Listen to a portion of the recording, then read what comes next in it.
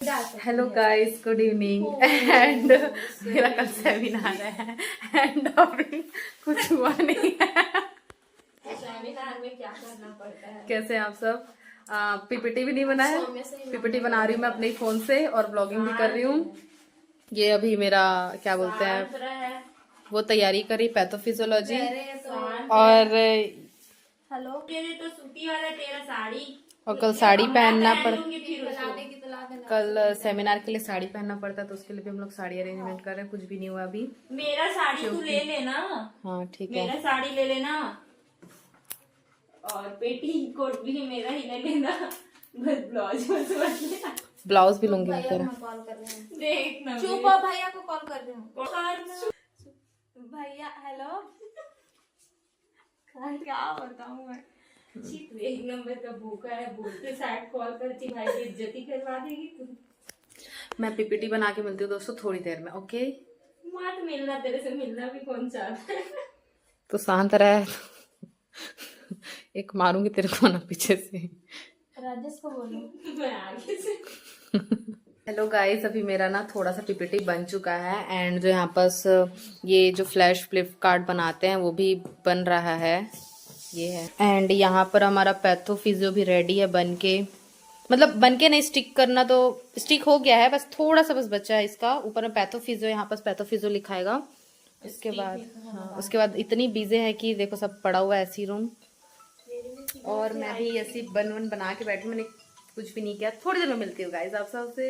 ये कल मेरा सेमिनार है।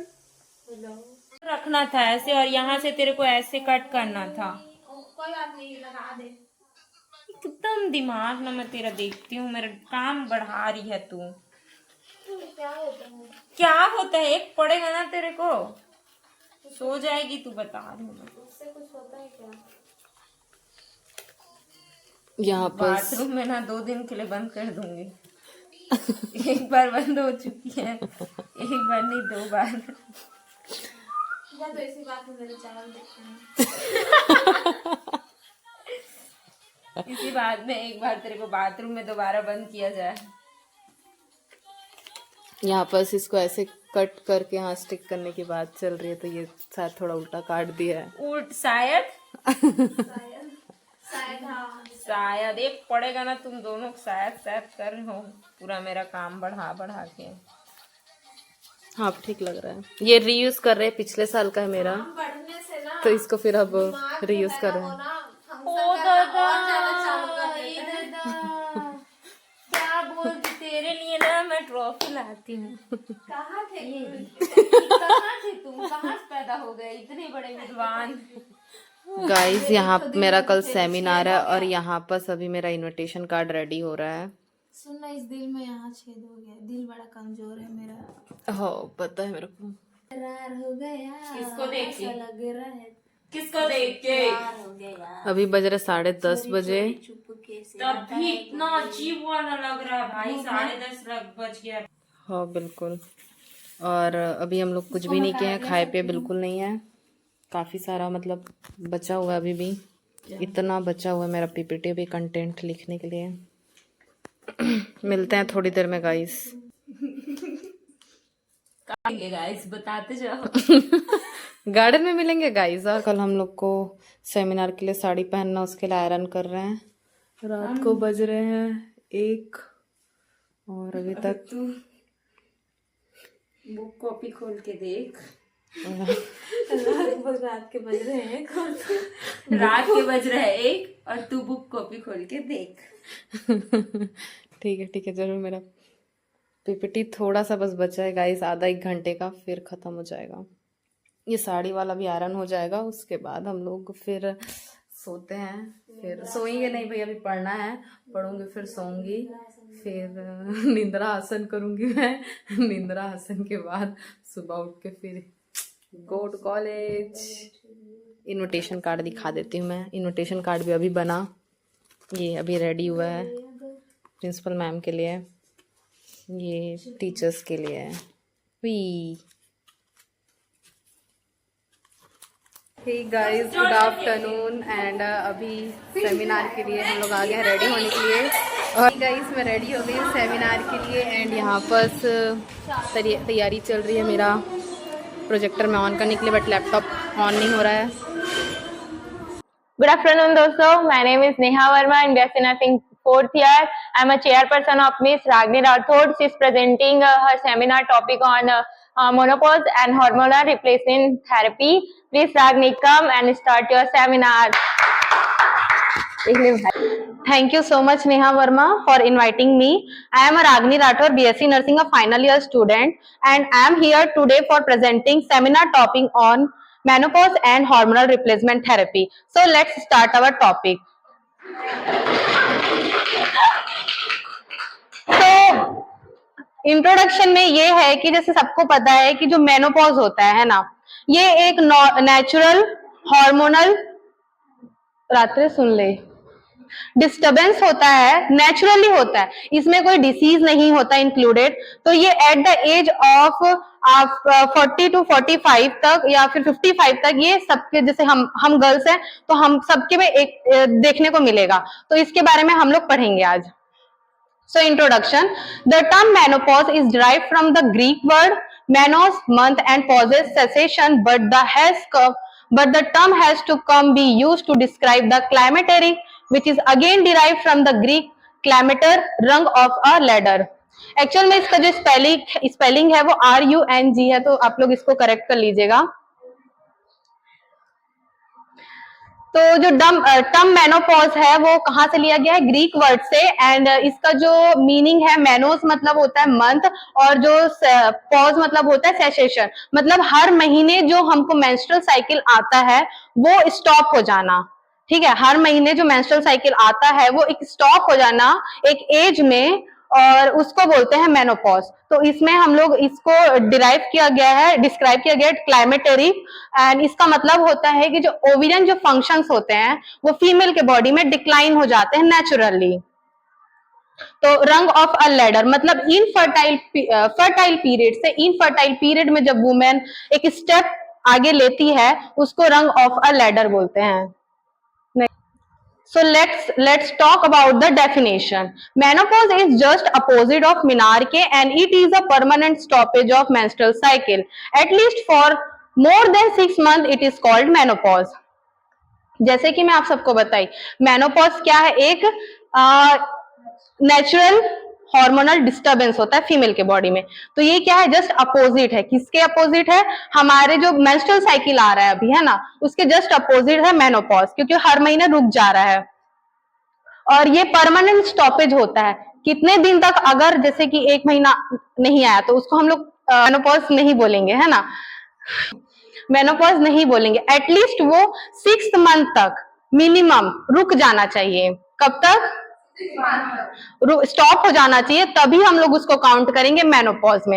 एंड जो मेनोपॉज होता है ये एग्जाम्पल है सेकेंडरी फिजियोलॉजिकल एमेनोरिया का। तो एमेनोरिया क्या होता है कि जो absence of a menstrual cycle है ना, उसको बोलते हैं एमेनोरिया। तो उसके टाइप्स होते हैं primary physiological amenorrhea and secondary physiological amenorrhoea.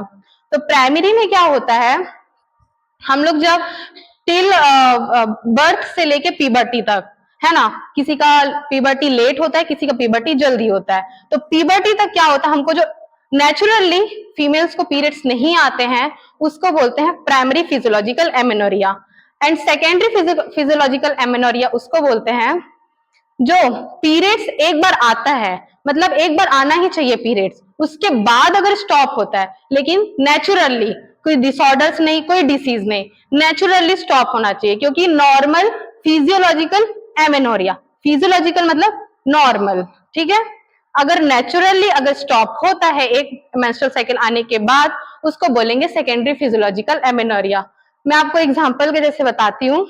Example में जैसे कि लैक्टेशन हो गया, प्रेगनेंसी हो गया, एबॉर्शन हो गया, है ना। तो ये सारे कंडीशंस में क्या होता है, एक टाइम के मतलब कुछ टाइम के लिए हमारे जो पीरियड से रुक जाते हैं ना, इसीलिए इसको सेकेंडरी फिजियोलॉजिकल एमेनोरिया में रखा गया है।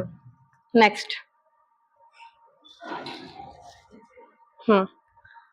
सो इंसिडेंस है कि the incidence rate of menopause varies by age group के अकॉर्डिंग इसको डिवाइड कर दिया गया है। Next discuss about the types of menopause according to their cause. इसको टू टाइप्स में डिवाइड किया गया, according to their cause and according to their age. तो हम लोग देखते हैं according to their cause. According to their cause में क्या है, natural menopause, the natural declining of a reproductive hormone occurring as a woman age typically around 45 to 55 year. जो natural menopause होता है, हम लोगों को सबको पता ही है कि जो 45 से लेकर 55 जो ईयर होता है वो नेचुरल ही होता है हमारी वुमेन्स की बॉडी में। किसी को जल्दी होता है, किसी को 55 में होता है, किसी को 51, किसी को 44 ऐसे। बट जो स्टैंडर्ड एज जो इसका देखा गया है वो 45 ईयर्स जो है इसका स्टैंडर्ड मतलब वैल्यू है। और गूगल के अकॉर्डिंग देखे तो 51 ऐसे करके बता रहा है, ठीक है। प्रीमेच्योर में क्या है कि occurs before the age of 40। Premature मतलब टाइम से पहले, 40 ईयर से अगर पहले होता है।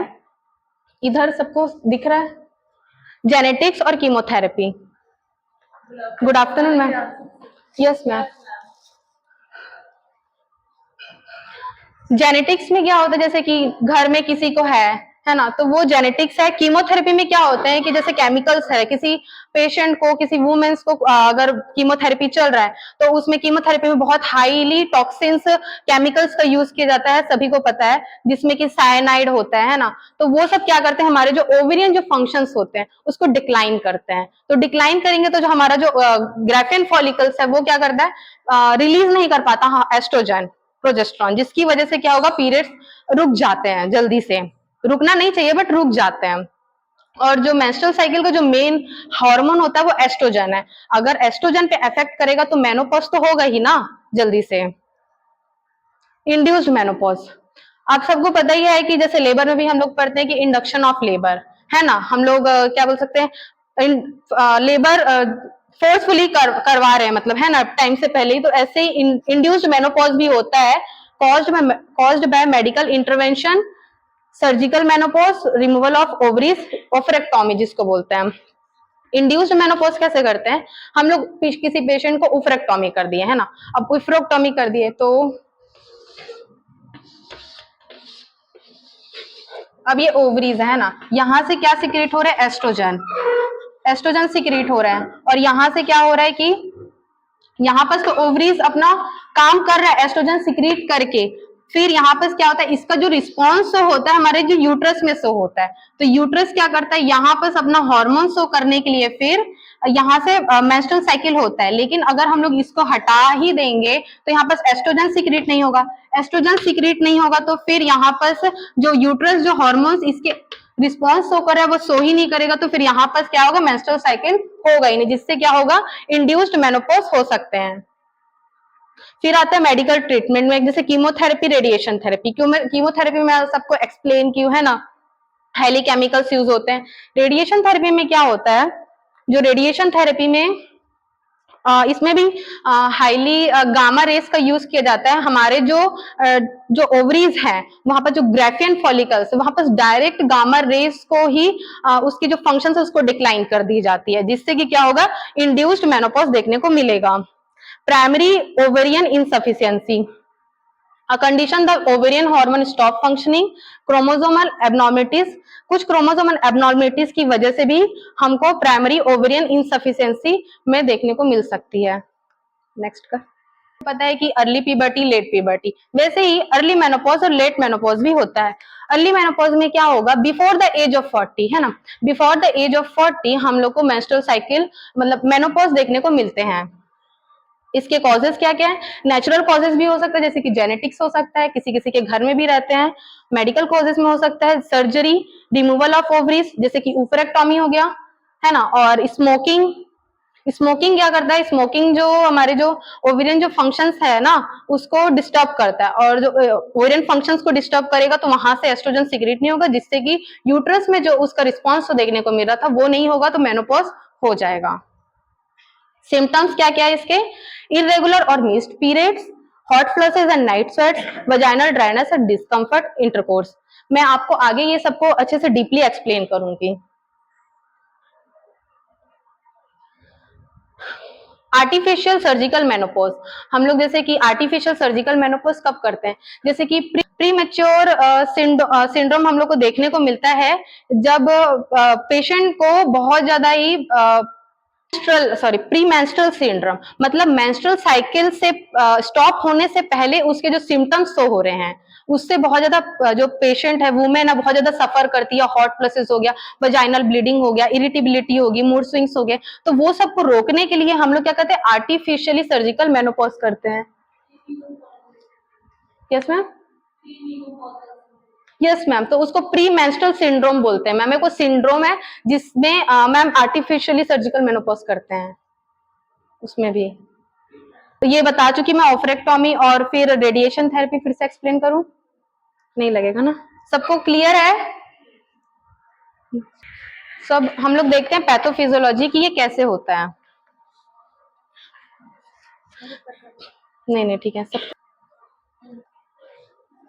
Due to ageing process, ageing process के एक तो ये नेचुरल है, ये कोई डिसीज नहीं है, कोई डिसऑर्डर नहीं है, कोई सिंड्रोम नहीं है ना, तो नेचुरल फिनोमेना, तो इसको हम लोग देखते हैं। तो 45 से लेके 45 ईयर तक जो वुमेन रहती है, यहाँ पर क्या होता है, एजिंग की वजह से हमारी जो जितने भी बॉडीज बनी हुई है वो प्रोटीन से ही बनी हुई है, तो अकॉर्डिंग टू एज, जब एज हम लोग का इंक्रीज होता है तो प्रोटीन क्या होता है, डीनेचर होता है, ठीक है, तो decrease number of ovarian follicles, तो यहाँ पर जो सिर्फ 10,000 जो ओवेरियन फॉलिकल्स जो रहते हैं वुमेन की बॉडी में, वो सिर्फ रह जाते हैं। मैं आप सबको बता देती हूँ, जो 20 वीक्स ऑफ जो प्रेगनेंसी रहती है मदर का, उस टाइम पे 7 मिलियन जो क्या बोलते हैं ग्राफिन फॉलिकल जो रहते हैं एक बेबी के में रहता है 20 वीक्स ऑफ प्रेगनेंसी में, ठीक है। फिर एट बर्थ के टाइम पे 2 मिलियन, पीबर्टी के टाइम पे 4 लाख एंड मेनोपॉज के टाइम पे 10,000। तो ये क्या हो गया, graphene follicles automatically naturally decline होते जा रहे हैं, तो जिसकी वजह से क्या होगा, ओवेरियन फॉलिकल्स डिक्रीज हो जाएंगे नंबर में, ऑटोमेटिक है ना। फिर इंक्रीज होगा रेजिस्टेंस ऑफ ओवेरियन, क्या होगा, यहाँ पर जो ओवेरियंस में, यहाँ पर जो ओवेरियन ग्राफिन जो फॉलिकल्स है वहां पर रेजिस्टेंस होंगे। हाइपोथैलेमस है ना, ये एंटीरियर पिट्यूटरी ग्लैंड है, ये कनेक्ट है पोर्टल वेसल के थ्रू, है ना। यहां से क्या सिक्रीट हो रहा है, एफएसएच और एलएच सिक्रीट हो रहा है ना। अब ये एफएसएच कहाँ आया, हमारे ओवरी में, ये ओवरी है हमारा, ये ओवरी है, यहाँ पर क्या है, इमेच्योर ग्राफिन फॉलिकल्स है, इमेच्योर ग्राफिन फॉलिकल्स है। तो जब एज बढ़ता है, ये नॉर्मल फिनोमिना है कि एफएसएच आया, इमेच्योर को मैच्योर किया, यहाँ से एस्ट्रोजन सिक्रीट हुआ, उसके बाद मेंस्ट्रुअल साइकिल हुआ, नेचुरल, सबको समझ आया। बट मेनोपॉज में क्या होता है, यहाँ पर एज बढ़ने के कारण 45 to 55 यहाँ पर रेजिस्टेंस डेवलप हो जाता है, जिसकी वजह से एफएसएस तो नॉर्मल है बट इसके अंदर नहीं जा पाता, यहाँ वर्क नहीं कर पाता, जिससे कि क्या होता है, यहाँ पर जो ग्राफिन फॉलिकल्स है वो मैच्योर नहीं हो पाती, इमेच्योर से। हम लोग सब देखे ही होंगे कि जो प्रेगनेंसी डायबिटीज मेलाइटस में, जैसे सौम्या भी बता रही थी, कि इंसुलिन जो रहता है ना, वो सेल्स में तो वर्क नहीं कर पाता। क्यों नहीं कर पाता, उसका प्रोडक्शन तो सही हो रहा है बट वो सेल्स में काम नहीं कर पाता, क्यों, रेजिस्टेंस डेवलप की वजह से। तो same mechanism also apply in here, यहाँ पर रेजिस्टेंस डेवलप हो जा रहा है, ठीक है, जिससे क्या होगा, फॉलिकल्स टुवर्ड्स हार्मोन, ये डिक्रीज एस्ट्रोजन और प्रोजेस्टेरॉन लेवल, तो अगर वहां पर काम नहीं कर पाएगा तो फिर एस्ट्रोजन लेवल और प्रोजेस्टेरॉन सिक्रीट नहीं हो पाएगा, मैच्योर से मैच्योर नहीं कर पाएगा, जिससे कि क्या होगा, एमेनोरिया होगा। एमेनोरिया हुआ 6 मंथ तक, फिर 6 मंथ तक एमेनोरिया, फिर अगर उससे ज्यादा होता है तो फिर उसको मेनोपॉज में काउंट करेंगे। पूछ सकते हो।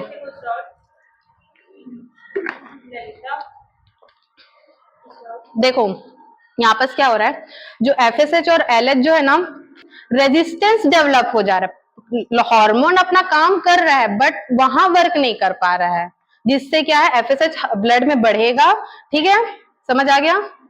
जो नॉर्मल लेवल रहता है वो एफएसएच का 30 to 35 मिली इंटरनेशनल यूनिट पर एमएल, एलएच का लेवल रहता है 2 से 5 मिली इंटरनेशनल यूनिट पर एमएल, और आफ्टर मेनोपॉज में क्या रहता है, मोर देन 45 मिली इंटरनेशनल यूनिट पर एमएल। क्यों बढ़ेगा, सबको पता चल गया ना, रेजिस्टेंस डेवलप हुआ है इसलिए एलएच का लेवल और एफएसएच का लेवल बढ़ा है।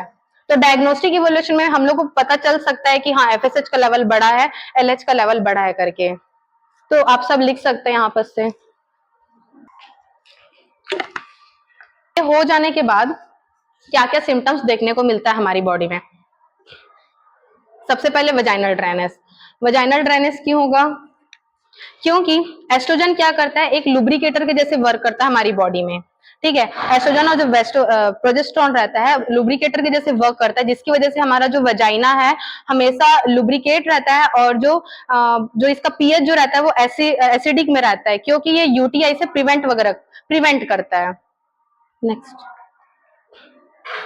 Second is hypertension. हाइपरटेंशन क्यों होगा? हाइपरटेंशन इसलिए होगा क्योंकि एस्ट्रोजन क्या है, एक वैसोडाइलेटर हार्मोन है।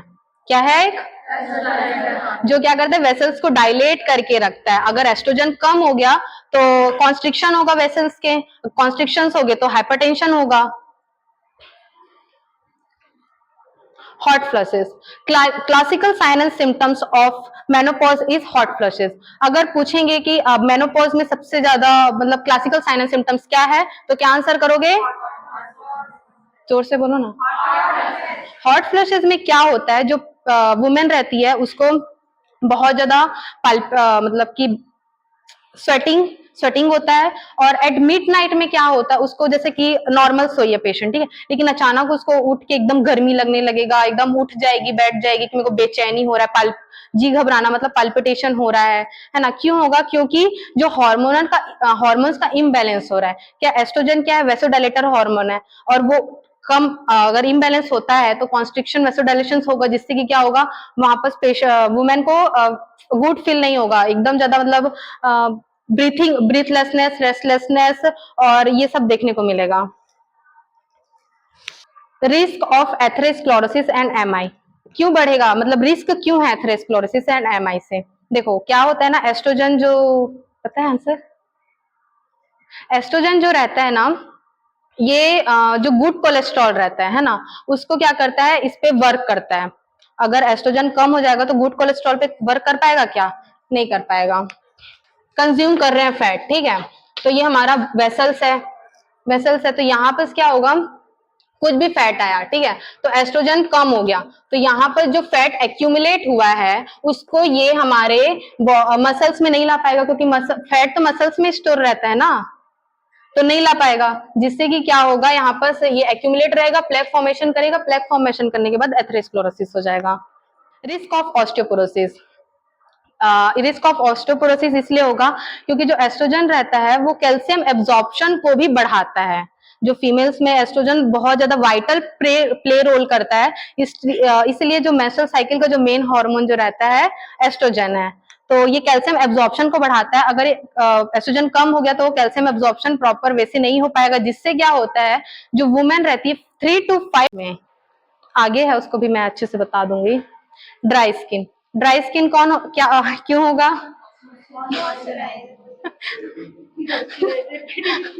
मॉइस्चराइजर की डेफिशिएंसी से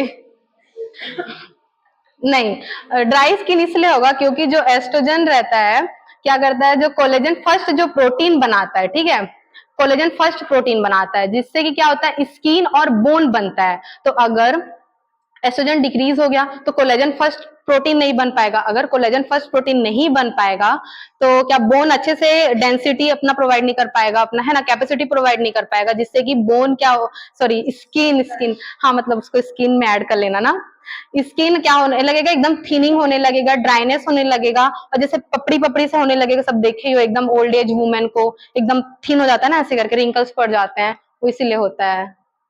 ये क्या है, जो एस्ट्रोजन है वो हाइपरट्रॉफिक हार्मोन है।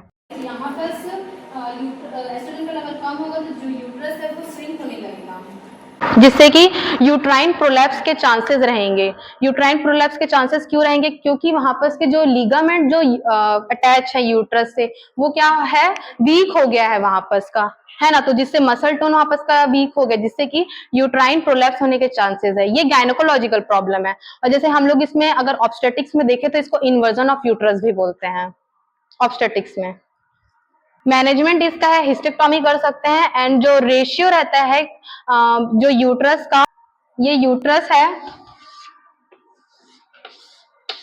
ये स्थमस 0.5 सेंटीमीटर, सर्विक्स 2.5 सेंटीमीटर, और यहाँ पर बॉडी, ये कैविटी हो गया, ये फंडस हो गया 2.5 सेंटीमीटर, और ये 3 से 3.5 सेंटीमीटर, ठीक है। तो जो रेशियो रहता है कैविटी का, यूट्रस के कैविटी का एंड सर्विक्स का, इस जो ये कैविटी है, ठीक है, और ये क्या है, सर्विक्स है ना, ये सर्विक्स है, ये दोनों का रेशियो कितना रहता है आफ्टर मेनोपॉज? बर्थ में दोनों का रेशियो 1:1 रहता है। जितना अगर सर्विक्स का जितना अगर इतना बड़ा सर्विक्स है तो इतना बड़ा कैविटी रहेगा, ठीक है। और प्यूबर्टी पे कितना रहेगा? 1:1। सेम रिप्रोडक्टिव एज में कितना रहेगा? जो कैविटी ज्यादा बड़ा रहेगा और सर्विक्स थोड़ा कम रहेगा, क्योंकि रिप्रोडक्टिव में क्या फर्टाइल होती है ना मदर, इसलिए जो कैविटी रहता है उसका सरफेस बढ़ जाता है मेनोपॉज के टाइम पे, फिर 1:1। अब देखते हैं वजाइना में क्या क्या चेंजेस होते हैं। Vagina decrease elasticity of decrease elasticity of vagina, neutral or slightly alkaline at menopause, so increase risk of UTI, vagina become dry, so risk of dyspareunia। Estrogen और प्रोजेस्टेरोन बहुत ज्यादा हेल्प करते हैं हमारे रिप्रोडक्टिव ऑर्गन्स में, जिसकी वजह से क्या वो स्ट्रेच इलास्टिसिटी प्रोवाइड करता है ना। अगर वो कम हो जाएगा तो इलास्टिसिटी क्या हो गया, डिक्रीज हो जाएगी वजाइना की, और जो वहां पर जो पीएच जो रहता है हमारा वजाइना का है ना, एस्ट्रोजन क्या करता है, एसिडिक बना के रखता है ताकि जो यूटीआई ना हो फीमेल को, लेकिन वो कम होगा तो क्या होगा, ओल्ड एज में यूटीआई के चांसेस बहुत ज्यादा रहते हैं। क्यों ज्यादा रहते हैं? क्योंकि वहां पर का जो पीएच रहता है वो एल्कलाइन हो जाता है। क्या हो जाता है? अब होता है ओवरी। ओवरी क्या होगा, shrink in size due to decrease estrogen and progesterone suppress the function of ovary. जो ओवरी का जो साइज है वो क्या होगा, डिक्रीज हो जाएगा और एस्ट्रोजन एंड प्रोजेस्टेरोन की वजह से, एंड ओवरी एंड जो फंक्शन रहती है उसको भी सप्रेस कर देगा।